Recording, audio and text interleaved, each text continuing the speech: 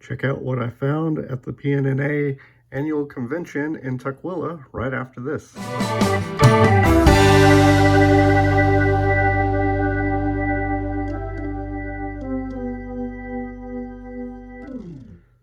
So this weekend went up to the show in Tukwila, Washington, which is just south of Seattle there.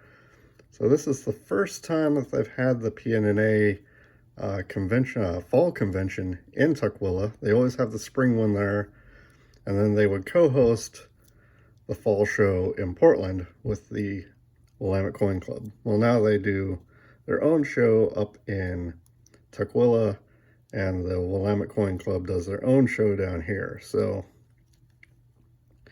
start with these tokens that I found. So this first one's from Altamont. I'm not sure I pronounced that correctly. This Melvin Carmichael, he was actually a token collector, and this is one of his personal tokens. So it's not really one meant for a business, it's more of a fantasy piece. But it does say the town, and I didn't have one, so I went ahead and picked it up. I went ahead and got this one from Merrill, Oregon. It's actually pretty close to Altamont there. And I do have a token from Merrill, but it's made out of fiber, and I wanted a metal one for the collection, so this little guy I do. And then I got this one from Nodai, or Nodai. It's a town kind of in the central I-5 part of Oregon near Eugene, towards the coast. Yeah, it's a newer style token, but another town that I didn't have, so it was nice to pick up a couple towns. And then for my Dansco album, I picked up quite a few things. Went ahead and got the 1859 copper nickel Indian head cent. So the 1859 has just this wreath on the reverse, and then after that they put a shield down here. So it's a 1 year type, so needed that one. I got this 1909 VDB. It's not the S,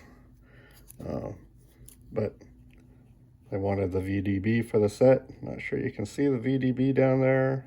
Maybe. If I shine the light on it just right.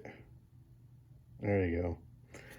But I kind of, with those two, that should be the end of the small cents that I need.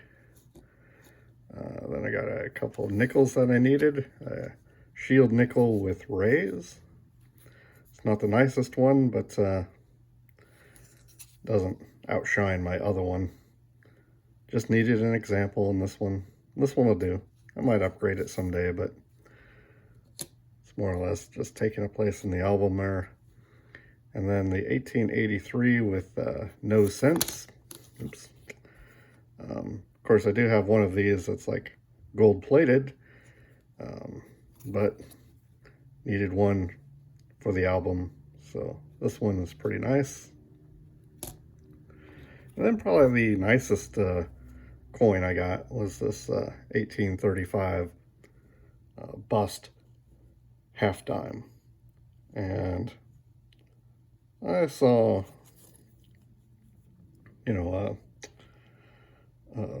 others that were a little cheaper, a little more worn. This one just kind of caught my eye. Not sure why, but yeah. So there's the bust half dime I need. Leaves me with just needing, I think, a couple of the seated quarters, the bust $50 with reeded edge, and I'll have to look, but I should be able to complete it at the Portland show here in November. So I'm looking forward to that. And then the last items I found were just some political items. Here's a executive decision maker. It's got a donkey on it that says, "I'll do it." Or on the reverse, he says, "The hell with it," and kicks his legs up. Not really sure what this one was all about, but was obviously made at some point when there was a Democratic president, or at least a Democratic majority in the House or Senate that someone was upset with. It's kind of fun. Probably from the 30s. Because here's another item. I actually have one of these, and this holder's way too small for this token, but it more or less is showing the public debt on the back of voters here in 1940.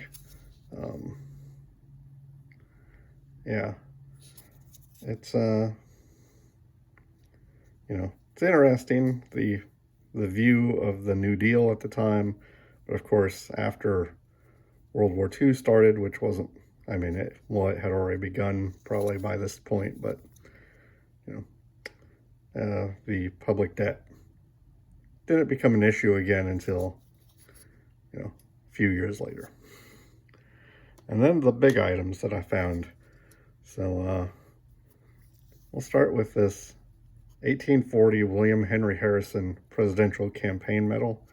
It's a really nice and heavy one.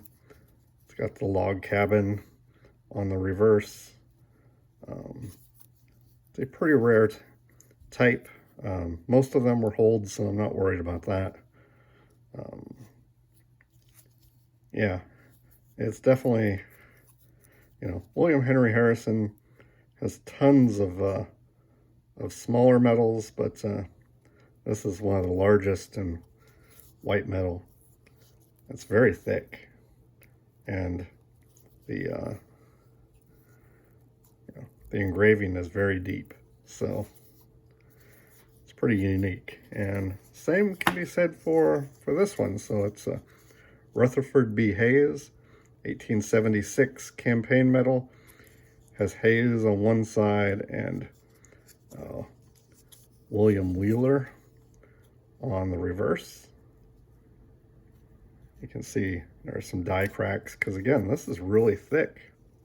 Not sure you can see it, but the obverse and reverse have really, you know, high fields, and the fact that it's not, you know, too worn is impressive to me. With these high points, but yeah, obviously Rutherford B. Hayes won that 1876 election, but he did not win the popular vote. He won the Electoral College, and even that was a compromise, which led to troops being finally removed from the South, which was, you know, maybe not such a good thing for civil rights and such, but was kind of the end of the Civil War as we know it. You know, even though it's, you know, 11 years after the war officially ended, you know, troops were still in the South for Reconstruction. And yeah, it's a really nice token.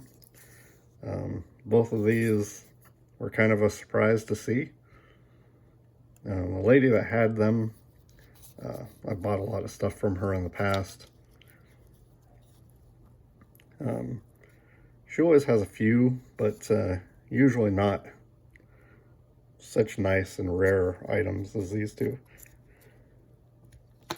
So yeah, that was pretty nice. But overall, I had a really good show. Had a really good time there in Seattle. It's a fun city to visit if you've never been there. I really enjoyed, I spent some time in the International District in Chinatown, eating pho and having some bubble tea. And that was nice as well. If you ever get a chance to go there, I would. You know, the PNNA show does happen in the spring and fall now. So you could do a spring show in Seattle and fall show in Portland. Come out here and visit. It's always a good time. Anyways, if you like this video, give it a thumbs up, and please subscribe.